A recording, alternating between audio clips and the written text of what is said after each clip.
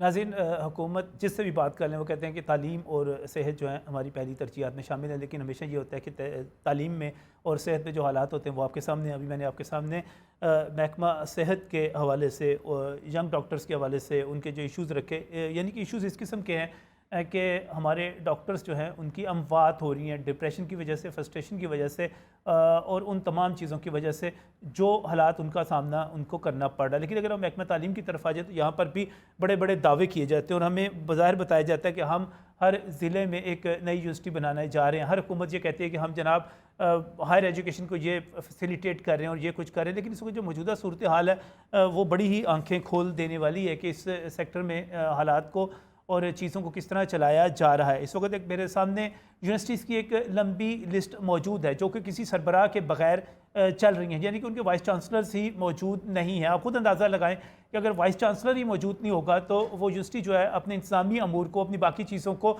या अपना बाकी तमाम डिपार्टमेंट के साथ या दुनिया के साथ वो इंटरेक्शन किस तरह कर सकेगी। और सिर्फ वहाँ तक बात नहीं है, बल्कि आप उसके नीचे आ जाएँ, रजिस्ट्रार की बात कर लें, कंट्रोलर्स की बात कर लें, तो वहाँ पर भी मुस्तकिल ओहदों पर लोग मौजूद नहीं हैं। जब ये मैं कहता हूँ कि मेरे पास एक लंबी फहरिस्त मौजूद है तो आपको हैरानी होगी कि मैं फहरिस्त में सबसे पहले जो नाम लूँगा वो पंजाब की और लाहौर की और पंजाब की सबसे पाकिस्तान की सबसे आप नुमायाँ यूनिवर्सिटी की बात कर सकते हैं।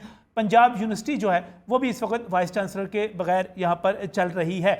आईटी यूनिवर्सिटी भी इस वक्त बगैर वाइस चांसलर के, बगैर सरबराह के चल रही है। यहाँ पर हम यूनिवर्सिटी ऑफ उकाड़ा की बात कर लें, यूनिवर्सिटी ऑफ झंग की बात कर लें, हम डेरा गाजी खान की गाजी यूनिवर्सिटी की बात कर लें, हम थल यूनिवर्सिटी की बात कर लें, हम मुल्तान चले जाएँ, Nawaz Sharif university of engineering and technology की बात कर लें, हम यूनिवर्सिटी ऑफ लिया की बात कर लें, हम मुल्तान ही की बहाउद्दीन ज़िक्रिया यूनिवर्सिटी जो बड़ी पुरानी यूनिवर्सिटी है उसकी बात कर लें। तो ये तमाम इस तरह और भी यूनिवर्सिटीज़ जो है बगैर सरबराहों के चल रही हैं। और अब ये चल किस तरह रही हैं ये तो ख़ुद आपको अंदाज़ा हो जाएगा। और अभी जो शख्सियत मेरे साथ यहाँ पर मौजूद है इसको बेहतर तौर पे एक्सप्लेन भी कर सकेंगे। डॉक्टर अजहर नईम मेरे साथ यहाँ पर मौजूद हैं। डॉक्टर साहब जो है federation of Pakistan university academic staff association के आप सरबराह हैं, आप उसको लीड कर रहे हैं। डॉक्टर साहब आप बहुत बहुत शुक्रिया, बतौर प्रेसिडेंट आप यहाँ पर तशरीफ़ लाए। ये क्या सूरत हाल है इस वक्त? वाकई पंजाब की जो बड़ी बड़ी यूनिवर्सिटीज़ हैं, हम तो ये कहते हैं कि जनाब एजुकेशन पे बहुत ज़ोर दिया जा रहा है, इस वक्त बगैर सरबराह की चल रही है, इसी तरह जैसे कोई जहाज़ चल रहा हो बगैर कप्तान के। ये सूरत हाल दुरुस्त है? बिल्कुल 100% आपने दुरुस्त कहा है। ये तो ऐसी है कि यूनिवर्सिटी जिसको हम कहते हैं कि हमारी टॉप प्रायोरिटी है, इस वक्त तकरीबन पंजाब की 44 यूनिवर्सिटीज़ में से ऑलमोस्ट 16 के करीब यूनिवर्सिटीज़ हैं जिनमें वाइस चांसलर्स हैं ही नहीं। यानी घर का सरबराह ही ना हो और आप कहते हैं कि घर तरक्की करे। रैंकिंग की आप बात करते हैं, रिसर्च की आप बात करते हैं, यूनिवर्सिटीज़ की तरफ कोई तवज्जो नहीं है। कोई नॉर्मल गवर्नमेंट उनकी भी कोई तवज्जो नहीं थी, जो इलेक्टेड गवर्नमेंट थी, इसके बाद निगरान हुकूमत आई है, इनकी भी कोई तवज्जो नहीं है। बार बार सर्च कमेटियाँ बनती हैं, एक आती है, दूसरी आती है, तीसरी आती है, एडवर्टीजमेंट होती है, प्रोसेस वहीं पर लेट हो जाता है। मेरा पंजाब यूनिवर्सिटी से तल्लक है। पंजाब यूनिवर्सिटी को देख लें, 11 माह से बगैर वाइस चांसलर के चल रही है। ये ऐसे ही है ऑटोमेटिक। मुझे तो हैरत हो रही थी कि अभी तो डॉक्टर खालिद साहब आ गए, बड़ी अच्छी शख्सियत है, बहुत ही माकूल शख्सियत है। प्रो वाइस चांसलर के तौर पे उनका ऑर्डर जो है निगरान हुकूमत ने कर दिया, वरना प्रो वाइस चांसलर भी मौजूद नहीं थे। बिल्कुल ऐसे ही है। देखें, प्रो वाइस चांसलर भी 4 महीने के बाद 4-5 महीने ये प्रो वाइस चांसलर की पोस्ट भी खाली रही। इस वक्त यूनिवर्सिटी में रजिस्ट्रार नहीं है, कंट्रोलर नहीं है, इस वक्त यूनिवर्सिटी में हमारे ट्रेजरर नहीं है, यानी परमानेंट कोई बंदा नहीं है। और इस वक्त यूनिवर्सिटी का क्या हालत है? सब एडहॉक पे चल रहे हैं, 3-3 महीने के कंट्रैक्ट पे चल रहे हैं। आज ही रजिस्ट्रार के ऑर्डर हुए हैं, आज ही कंट्रोलर के ऑर्डर हुए फॉर 3 मंथ्स। वो बंदा क्या काम करेगा जिसको पता ही नहीं है कि उसने 3 महीने के बाद होना है कि नहीं होना। इसकी तरफ तो गवर्नमेंट को ज़्यादा तवज्जो देनी चाहिए। जैसे HED है ना, HED का मेन रोल ही यही है कि वो देखे, पहले 6 महीने पहले ही देख ले कि किसकी पोस्ट खत्म हो रही है। वाइस चांसलर खत्म हो रहे हैं, जो जितने स्टैट्यूटरी लोग हैं वो ख़त्म हो रहे हैं, उनकी तरफ पहले ही एडहॉक बेसिस पे पहले अरेंजमेंट करें ताकि जैसी PVC है पहले ही हो जाए। नहीं तो इनको एक कानून ऐसा पास कर दें ये लोग कि जी जहाँ पे भी वाइस चांसलर नहीं है ऑटोमेटिकली उस पर क्या PVC चार्ज लेगा। अगर PVC नहीं है सीनियर प्रोफेसर चार्ज लेगा। 4 नहीं ऑर्डर करते, HED नहीं वर्क करता, गवर्नमेंट पॉलिटिशियन नहीं गवर्नमेंट करते, सीनियर मोस्ट को चार्ज दे दें। लिटिगेशन से हट के, हर चीज़ों से हट के जो सीनियर मोस्ट को चार्ज मिल जाए। और गवर्नमेंट को चाहिए कि ये 6 महीने वज़ा हो जाना चाहिए, तरीक़ेकार वज़ा होना चाहिए, कोई पॉलिसी, लेकिन ये कोई बगैर पास होना चाहिए, सिमत के चला देना। लेकिन मैं देखता हूँ कि पिछली हुकूमत जब थी हमारी, तो मैं बड़ा वो नौजवान, मैं यासिर साहब का बड़ा ज़ाती तौर पर मद्दाह हूँ, वो कहा करते थे कि हम हर ज़िले में यूनिवर्सिटी बनाएंगे, हम चीज़ों को इतना बेहतर करेंगे, मैंने इतनी जगह पर दे दिया। उसके बावजूद अगर 1/3 यूनिवर्सिटीज़ जो हैं इस वक्त और उससे भी ज़्यादा यहाँ पर बगैर वाइस चांसलर के, तो अब इसका क्या मतलब क्या लिया जाए? लेकिन नजीर साहब ऐसे ही है कि वो कहते हैं होता क्यों नहीं, ये होता इसीलिए ना सबसे बड़ी रिस्पॉन्सिबिलिटी है HED की। HED कॉलेजेस में HED के पास कितना रोल है, जो मिनिस्टर है, जो एजुकेशन मिनिस्टर हैं, अब वो कितनी यूनिवर्सिटीज़ को वो चेयर कर सकते हैं। नई यूनिवर्सिटीज़ में पता होगा उनका एक सिस्टम होना चाहिए, ऑटोमेटेड सिस्टम हो। हमने यूरोप में भी देखा है, वो पहले 3 महीने पहले 6 महीने पहले उनकी अपॉइंटमेंट्स हो जाती हैं, पता है कि 6 महीने के बाद किसने आना है। जो यहाँ पे भी यही कुछ होना चाहिए। हम तो नई नई यूनिवर्सिटियाँ बनाने पे तले हुए हैं। मैं तो ये कहता हूँ, वो कहते हैं कि आप, और उनके लिए फंड्स नहीं है, वो कहते हैं कि बच्चा पैदा कर रहे हैं लेकिन आपको खिलाने के लिए कुछ नहीं है। नई नई यूनिवर्सिटियाँ बना रहे हैं, पुरानी यूनिवर्सिटियों को सैलरी देने के लिए पैसे नहीं है। अभी आप करंटली देख लें, बहावलपुर यूनिवर्सिटी पिछले 1 महीने से बगैर सैलरी के, पिछले महीने की सैलरी नहीं मिली। और इसी तरह ओवरऑल पाकिस्तान में भी देखें, पेशावर यूनिवर्सिटी है, बलूचिस्तान यूनिवर्सिटी है, 3 महीने से स्ट्राइक पे हैं लोग।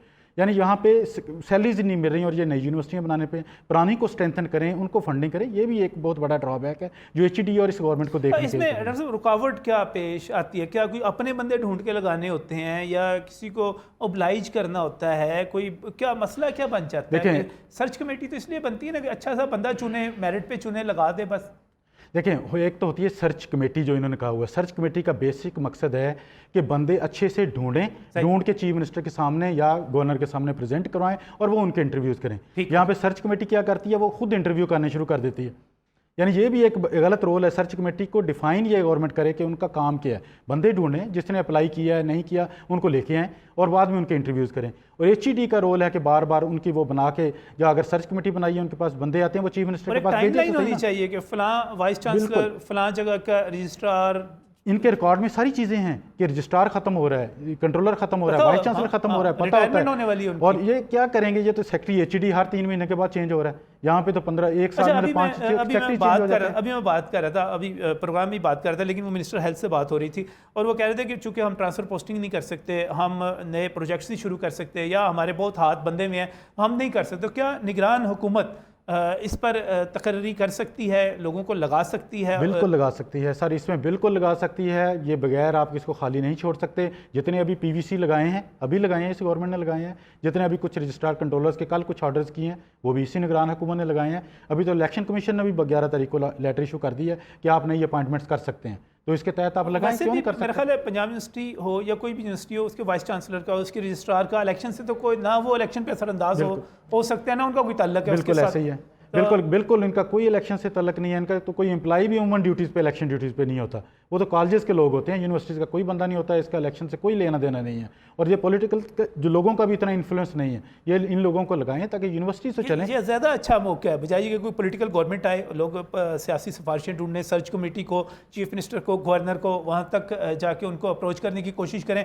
इस वक्त एक गैर सियासी हुकूमत है और वो गैर सियासी हुकूमत जो है गैर सियासी बुनियादों के ऊपर, चूँकि उन्होंने कौन सा आगे इलेक्शन लड़ना है कि वो कहेंगे फला बंदा हमारा सपोर्ट का लग गया, अच्छे मेरिट पे लोग लगा सकते हैं। और ये अच्छे मेरिट पे लोग लगा सकते हैं। ये निगरान हुकूमत है कि पॉलिटिकल लोग तो सोचेंगे ना कि ये फलां बंदे को लगाएं, फलां को लगाएं जो उनके लिए उनकी खिदमत करें। मैं पॉलिटिकल लोगों की बुराई इसलिए नहीं करना चाह रहा क्योंकि हमने पॉलिटिकल गवर्नमेंट ही रखनी है आगे, और उन्होंने ही मामलात को चलाना है। मैं ये नहीं कहता कि पॉलिटिकल लोग जो होते हैं वो बददियानत होते हैं, हरगिज़ नहीं होते। बहुत अच्छे लोग होते हैं, बहुत अच्छे लोग होते हैं, बहुत मेहनत से भी काम करते हैं और वो डरते भी हैं कि हमने दोबारा वोट लेना है और हमने दोबारा आवाम के पास जाना है। लिहाजा मैं उस तरफ नहीं कहता, लेकिन उसके बावजूद मैं ये कहता हूँ ये भी मौका अच्छा है, आप कर दें। और इस वक्त आप कह रहे हैं कि तकरीबन 15-16 यूनिवर्सिटीज़ ऐसी हैं जहाँ पर बगैर वाइस चांसलर्स के काम चल रहा है, और उसके अलावा कंट्रोलर, रजिस्ट्रार, ट्रेजर तो हर यूनिवर्सिटी में ही होंगे। कंट्रोलर नहीं है तो फिर तो एग्जाम का मसला भी होगा। बिल्कुल ऐसे ही है। देखें, लोगों के थीसिस रुके हुए हैं। मैं पंजाब यूनिवर्सिटी की मिसाल दूँ, BZU की मिसाल दूँ, थीसिस लोगों के रुक जाते हैं।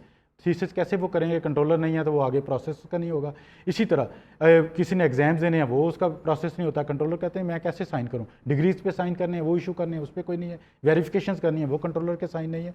यानी हर चीज़ रुक जाती है, और ये इस पर भी फौरी तौर पर इनको तवज्जो देनी चाहिए। और ये सारे मामला जब रुकते हैं, जब लोग वहाँ पर जाते हैं और फिर वो हुकूमत को ही बददुआएं देते हैं, कहते हैं, वो कहते हैं जी कंट्रोलर नहीं है जी, वो आपकी डिग्री जो है वो साइन नहीं हो सकती, रजिस्ट्रार नहीं है, आपका फलां काम नहीं हो सकता, फलां चीज़ नहीं हो सकती, वाइस चांसलर मौजूद नहीं है, पक्का वाइस चांसलर नहीं है, कोई नहीं है, तो वो नहीं हो सकता। तो इसका ये सब जब चीज़ें रुकती हैं तो उससे फिर लोग जो स्टूडेंट्स हैं या जो भी कंसर्न लोग हैं वो हुक्मरानों को ही बुरा कहते हैं ये देखें ज़रा किस तरह के मामला चला रहे हैं, तो इससे हुकूमत की बदनामी होती है। बिल्कुल ऐसे ही सर, इसमें मैं आपकी बात काट रहा हूँ, ये मैं आपके प्रोग्राम के तवसत से, यानी सबसे पहले तो ये HED वाले फौरी तौर पर इस पर एक्शन लें, जितनी पेंडिंग है वो समरी बना के फौरी तौर पे भेजें चीफ मिनिस्टर को। चीफ मिनिस्टर के पास शायद और भी बहुत सारे काम होंगे, लेकिन HED वाले तो सिर्फ यही यूनिवर्सिटीज़ को देख रहे हैं, उनका काम ये है तो उसको करें। और वो कॉलेजेस जो उनका मेन वैसे प्रोटोकॉल तो था वो तो कॉलेजेस का था जो हायर एजुकेशन BSc लेवल के हैं, अब वो यूनिवर्सिटीज़ में इतने इन्वॉल्व हो गए हैं तो उनको भी पता नहीं है कि उनके पास स्टाफ नहीं है, काम नहीं है, तो वो भी कुछ नहीं कर पा रहे। ये भी इसकी तरफ होना चाहिए। और ये उसके नतीजे में सारी की सारी जो है तबाही मची हुई है और मिसमैनेजमेंट जो है नीचे तक पहुंची हुई है। बिल्कुल एग्जैक्टली। HED जो है हायर एजुकेशन डिपार्टमेंट को ये सारी चीज़ें देखनी चाहिए। ये हम बड़ी मोदबाना सी दरख्वास्त कर रहे हैं। हमारे लिए वो तमाम लोग जो उस्ताज़ा का दर्जा रखते हैं हमारे लिए काबिल एहतराम है और हम चाहते हैं कि चीज़ों को ठीक करें। बड़े बासाद एहतराम जो है हम ये गुजारिश कर रहे हैं। बहुत बहुत शुक्रिया डॉक्टर अजहर नईम साहब, सदर federation of all Pakistan university academic staff association, आप यहाँ पर तशरीफ़ लाए, आपने बड़े अहम मसले की निशानदेही की। और ऑन लाइटर मोड पहले तो मैं ये कहूँगा कि वज़ीर आला पंजाब मोहसिन नकवी, चूँकि मेरा खुद जानता हूँ, मैं समझता हूँ वो इन चीज़ों को पे बड़ी गहरी नज़र रखते हैं और इन पर बड़े वो कंसर्नड होते हैं। और मुझे अच्छा लगा कि जब मैं इस पर प्रोग्राम करने के लिए देख रहा था और मैं डिस्कस कर रहा था तो प्रोफेसर डॉक्टर अब्दुल रहमान जो कि प्राइवेट यूनिवर्सिटीज़ की तंजीम के प्रेसिडेंट हैं, सरबराह हैं, मैंने जब उनसे तो उन्होंने इस पर बड़ा कंसर्न शो किया। उन्होंने कहा कि ये किस तरह हो सकता है, आप इस पर ज़रूर आवाज़ उठाएँ,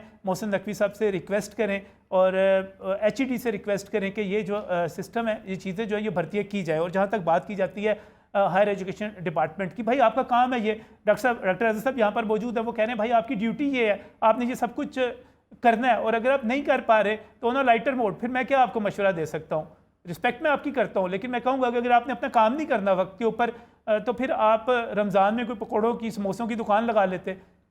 निकल गया वक्त, आज 22वां रोज़ा हो गया, 23वां नहीं लगा सकते, चलें ठीक है ना लगाएं आप दुकान। आप फिर ऐसे करें कि ईद के स्टॉल लगा लें, आप सब लोग जाएं। अगर आपने ये भर्तियां नहीं करनी, अहम तरीन भर्तियां नहीं करनी, आप जाएं ईद के स्टॉल लगा लें, कोई कपड़े बेचें, कोई चूड़ियां बेचें, मेहंदी लगाएं। HED का मैं एड्रेस दे देता हूँ, वहाँ पर सारे चले जाएंगे, स्टॉल लगा लें, ये काम कर लें। नहीं तो अपना काम करें भाई, बहुत ज़रूरी है, बड़ा अहम है, यह आपसे बड़ी मोदबाना दरख्वास्त है। इस वक्त एक ब्रेक।